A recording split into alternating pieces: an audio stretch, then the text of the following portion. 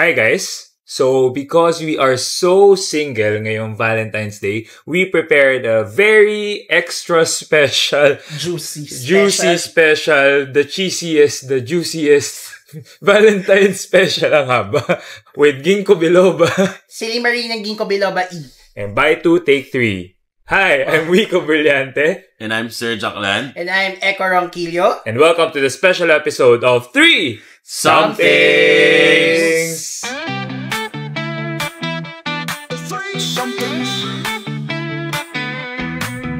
Wico, Surge, and Echo wanna talk, we got you. Everything's better with 3. Buy one and the next 2 is free. The 3 somethings we love, free things. We walk the talk and decide the talk. The 3 somethings. So guys, this is our special Valentine episode. So sabi nga kanina, single kami, so wala kayong pakialam kung anong gagawin namin ngayon. Oo, ang dami kasi namin time together. Yep. Yes. So ngayon guys, ano ba gagawin natin? Sabihin ko na. Nag-prepare kami. Sorry. Supportahan natin. Supportahan nyo kasi para woo! So ngayon, Nag-prepare kami, nag-practice kami dahil naghanap kami ng mga linya coming from famous Filipino movies and romantic comedy or drama movies na pinalabas dito sa Pilipinas. So, tigta-tatlo kami. So, yun yung 3 Somethings! So, start na tayo? So ngayon, wait lang. So ngayon, Wait lang. Sorry. mamadali ka. Sorry. So ngayon, bawat isa sa amin, sana wag niyo kaming i-judge talaga, pero sino kaya sa aming tatlo yung pinakamagaling sa Voice acting. as being Vocal voice arts. actor? Oh, medyo ano tayo, si Wico Palaro. kasi may advantage siya. Ang ganda ng boses Ganda ng niya. boses. Ako, yung boses ko, boses ng Ano? Boses ano? Ano? Iis. Sige. boses Ay, ng sinabi na niya. Ay, joke. ng tao. Okay na? Wow, Joke lang. I mean, Ay, naku, guys, depende yan, di ba, sa pagdi-delivery ng... pagde-deliver pala, wrong gramming na naman tayo. Yan. O, sige. Oh, sige, tig-isa tayo. Tig-isa. Sige, dun muna tayo sa... sige. Ano muna yung unang bala nyo? Disclaimer guys, hindi kami naghanap together. Actually, we're together. Pero hindi namin... Tinulungan na isa't isa sa paghahanap. Namili talaga kami yung mga pinakatumama sa mga puso namin. Mm-mm. Yan, sige. So, sino magsimula? Ikaw muna, Wico. Oh? O nautusan ka. Okay, sige. So, itong line na to, galing siya sa Barcelona. A Love Untold ng Star Cinema. So, ito yon. Game na ba? Sige. Yeah. Kaso babae nagsalita dito. Okay. But anyway, si Okay lang Catherine yan. Bernardo to. Wag mo akong mahalin dahil mahal kita. Mahalin mo ako dahil mahal mo ako. Because that is what I deserve. Yun. Pakiulit mo kasi nagdali-dali ka eh. Ha? O isa pa. Isa pa. May pause bago mo. Wag mo akong mahalin dahil mahal kita. Mahalin mo ako dahil mahal mo ako. Because that is what I deserve. Saan sa galing ulit na movie? Sa Barcelona, Love Untold, Okay. si Mia, Catherine Bernardo. So, maganda yung movie na yun. Yan. Disclaimer lang din, hindi ko pa napanood tong movie na. Actually, ako napanood ko siya. Maganda siya. yan. Tsaka maganda kasi yung lugar. Barcelona. Okay. Yeah. So yan ang deserve natin. We get the love that we think we deserve. So, dapat alam nyo kung ano yung deserve nyo. Huwag na tayo mag-explain ng mga Oo lines. nga, magbabasa lang tayo. Oo nga eh.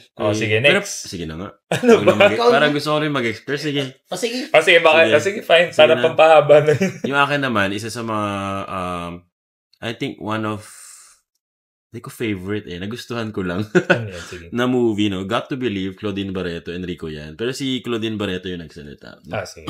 Sige. Ito na. You never say sorry for loving someone. You never say sorry for loving me. Sorry ka. Sorry ka. So, ba't mo nagustuhan yan? Wala lang, ang ganda niya.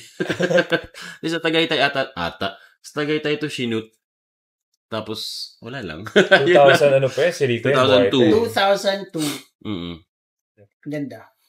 O, ikaw naman, Eko. Sige, ito. Galing to, sasabihin ko muna yung pelikula. Galing sa Starting Over Again. Oh, sige. Bigatin. Piolo Pascual. Oh, sige, go. Sige. Banat. Anong karapatan mong hingi ng isang bagay na pinagdamot mong ibigay? I deserve an explanation. I deserve an acceptable reason. May sampal ba yan? Wala. Wala, no? Wala. Yung mukha lang ni yung babae doon. Nakaganon. Hindi ka makikita ng Hindi ako ano yan. makikita sa... Kung nakita niyo lang siya. Kung nakita nyo na parang... ewan. Oo, siya nga. Yeah. So, si Piolo Pascual yon kasi sa Starting Over Again, parang iniwan siya nung girl. Oh, parang napanood natin lahat yan. Oh. Napanood Napanood mo ba I yun? think medyo napanood ko siya. Medyo. Medyo. Maganda. Naalala ko siya in my mind. Oh. Pero isa yun sa pinakamagandang movie ng 2014 yan eh. Naalala ko, 2014 yung bata pa ako pinalabas. nun. Mas bata pa ako nun. Medyo. Bata din ako nun. Oh, sige, next Sige, na sige, tayo. Next. Ito naman, from this time. Ito hindi ko pa ito napanood, pero it caught my attention. Okay. Si Nadine Lustre. Kung sardinas nga may label, may beefad pa. Relationship pa kaya? So, dapat lahat talaga, tawag doon? Nagli-label. Label, or ano yun yung... Nagli-defad. DTR?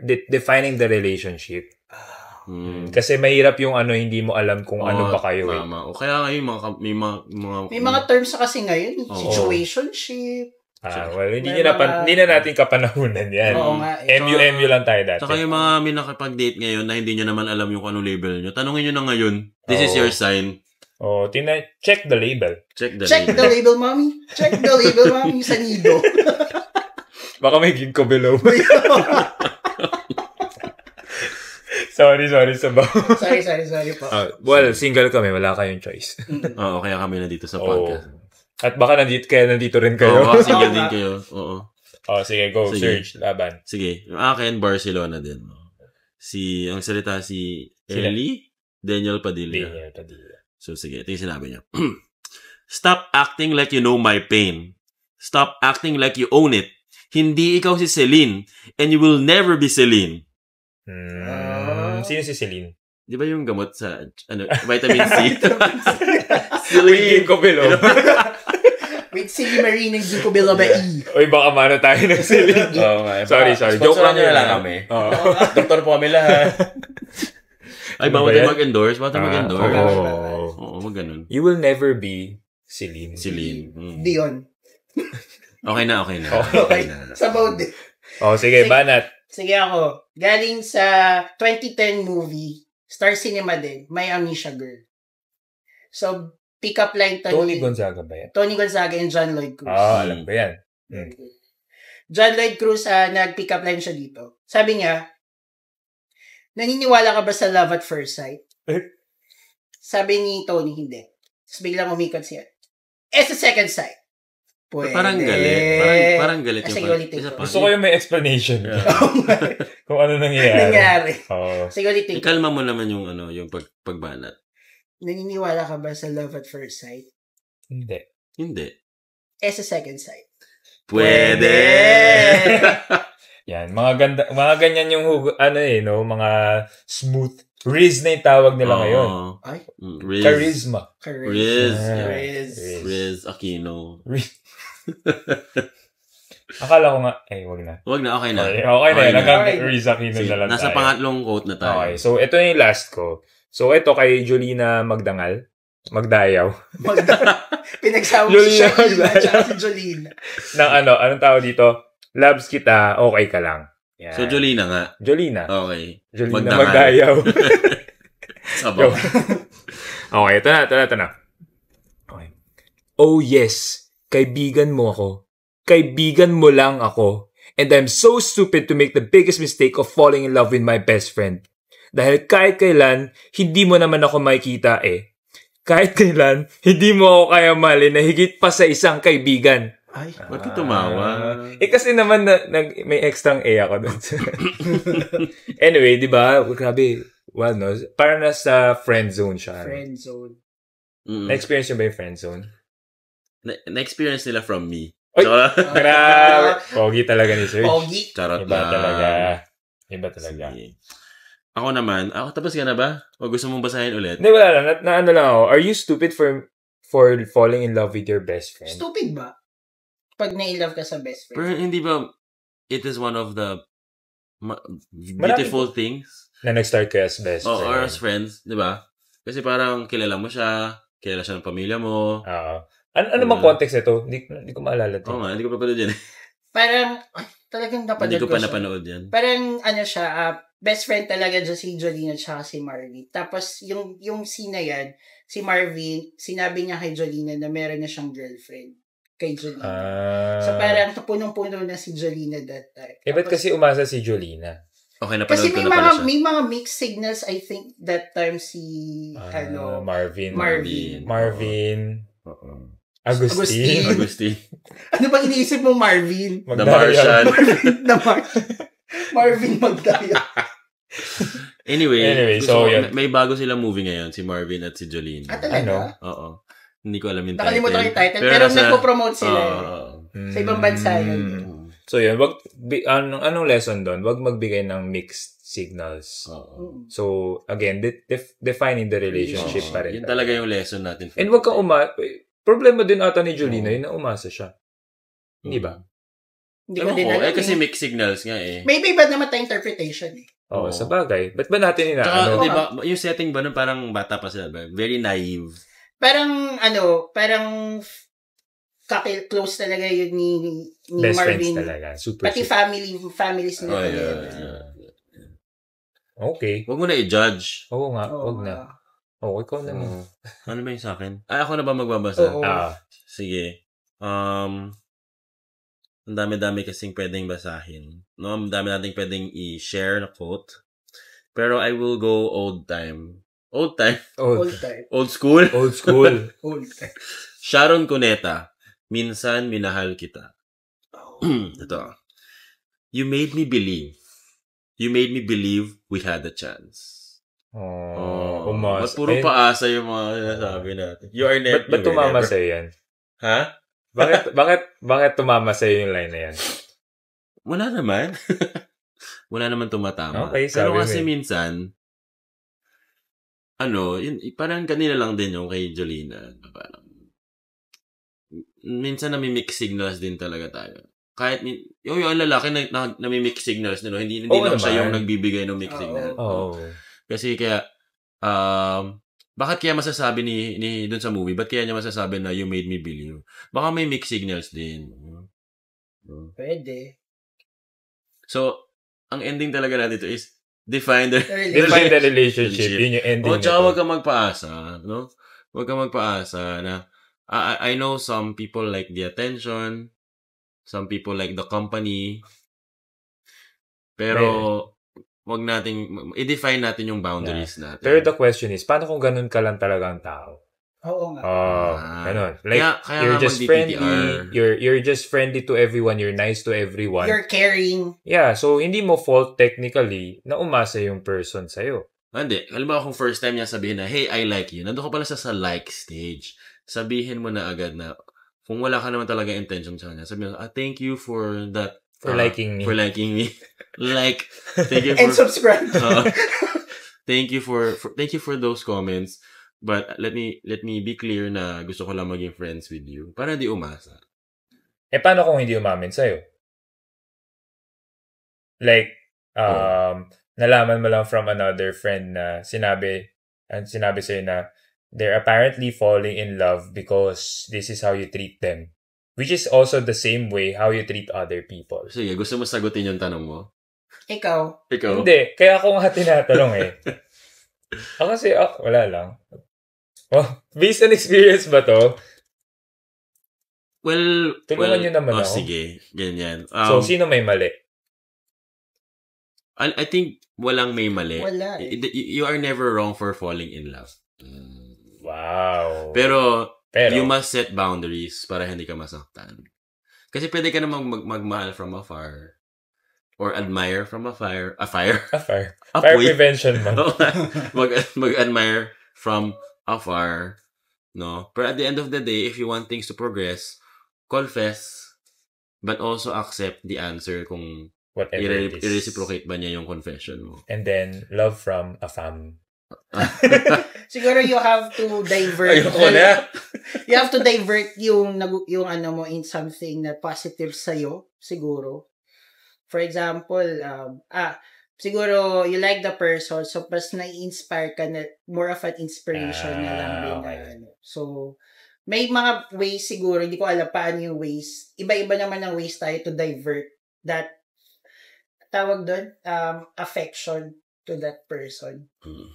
Kumbaga. Wala lang, natanong ko lang. Sure. Kasi wala lang. Pero ang ganda Ayaw ng natin pinili mong linya magpaasa. doon. So, actually, maganda nga.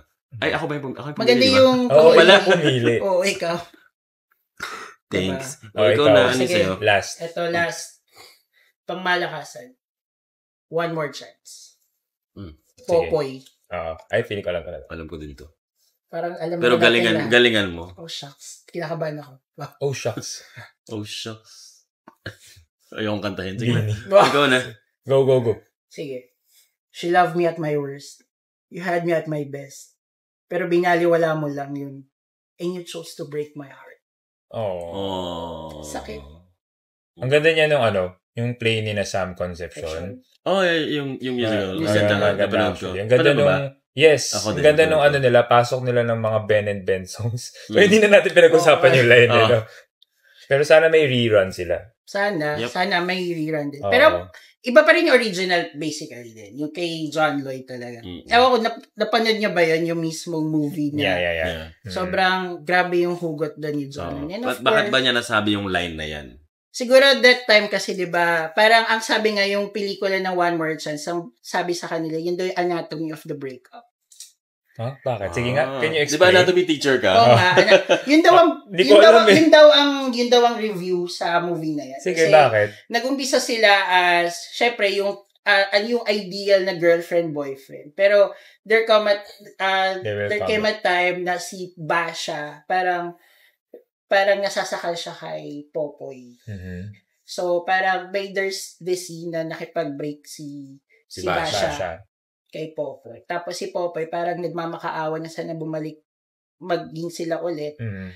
Na to the point na sobrang Nasira na broken niya. hearted talaga si Popoy. At naghanap siya ng ibang relationship. Oo, si Maha. Si Maha. Maha. So, parang naging nangyari nun is nung nakita na ni Basha si Popoy na may jowa, Tsaka lang niya na-realize. na-realize na mahal niya talaga at bakit niya pa pinakawalan. Tapos doon niya nabanggit yung linya. So, Pero kasi ako din naman si Popoy. Parang sinaktan mo ako tapos babalik ka. Parang why? Why should I give you a chance? Well, Parang- sabi kasi nila, you only need the light when it's burning low. Only need the sun when it starts to snow. Ano yun eh? Kanta yun eh. Kanta yun. Parang only know, Naisip pa ako eh. ito. Only know you love her when you let her go. So if once na nilet go mo siya, tapos yung loss of that person, ma-realize mo na may void pala within you, na fini-feel pala ng person eh. Dun mo na realize na, ay, mahal ko pala talaga siya. So I think the space has is a factor dun sa Okay. naging movie. Pero na ang yun. risky nun, kailangan may masaktan, Sa kailangan bagay. maghiwalay. Sa bagay. Tingnan mo si Popoy, nakahanap ng iba. Mhm. So ano yun, pero ang parang nakahanap siya ng iba, masaya na siya, nakita mong okay na siya. Tapos bigla kang papasok sa buhay niya dahil namimiss mo lang siya. Parang medyo Parang selfish. unfair, yung- selfish yun. Ang unfair for Popoy na maayos na yung life ko, tapos papasok. pero on the other side naman, bakit kaya ginawa din ni Basha yun? Basically. Parang, syempre, For her growth. Parang may sinabi si Dimples Romana dun sa dulo ng movie na kasi kailangan niyang huminga. Kailangan niya para sa sarili niya. Kaya niya ginawa yun. So, siguro, parang it's a two-way street. Two different perspectives talaga siya. Oo. Tapos yung them getting back together, it's just probably luck. No? Kasi, naghiwalay sila, pareho sila nag-improve. Okay. Pero yung chances of them, I mean, kahit hindi sila Popoy at Basha, but the chances of them coming together again, in reality, low yun. Totoo. Kasi una nagkasakitan na kayo. May lamat na yung Oo. relationship. Pero you'll never know. Diba? Pero case-to-case basis naman kasi yun. Eh sa movie nga, may sequel pa yung One More Chance. A second chance pa, diba? So, naging mag-asawa pa sila dun. So, case-to-case basis din. Pero kailangan nilang pagdaanan mo na yun to bro, siguro. Gusto ko yung naging ano na tayo, movie critic na. Oo nga, reflection sa mga linya. Parang magandang ano to Oo nga. Magandang mga topics to in the future. Pero ginawa lang naman kasi natin to kasi. Single. We're so single. At wala tayong magawa ngayong Valentine's Day. Pero okay lang yan, guys. Kasi diba, sabi nga natin kanina sa episode 4 natin, no? We can celebrate love with friends. With family and pets. Kaya okay lang yan. Nag-enjoy naman ako. Thank you for being the pets. Wow. I mean, friends. Friends po. Sige na. Okay. Friends. So, I hope mga ka-single dyan, baka meron din kayong mga hugot linya from famous Filipino. Yeah, you can comment them down. Yes. Subukan natin basahin. So, ilan lang yun. Actually, halos puro stars din. Or mag-comment pala kayo sa baba sino pwedeng maging voice artist sa amin. Sino yung susunod na Piola Pascual, John Lloyd Cruz, tsaka Jolina Magdayaw. At Maha Blanca. Sorry medyo na to. Pampasaya lang ng inyong February 15. Kasi kawawa naman kayo. Kawawa naman tayong mga single, di ba? Hindi, masaya tayo. Masaya tayo. Single and ready to? Jingle. Nahihina ako. Tapusin na ito episode na to. Alright, so thank you very much guys for listening to our very special, extra special, juicy episode. Juiciest, the meatiest Valentine's special with Ginkgo biloba and Silly Marine. Wow. With Silly Marine. Tapusin na natin. Bye guys. Bye guys. Happy Valentine's Day.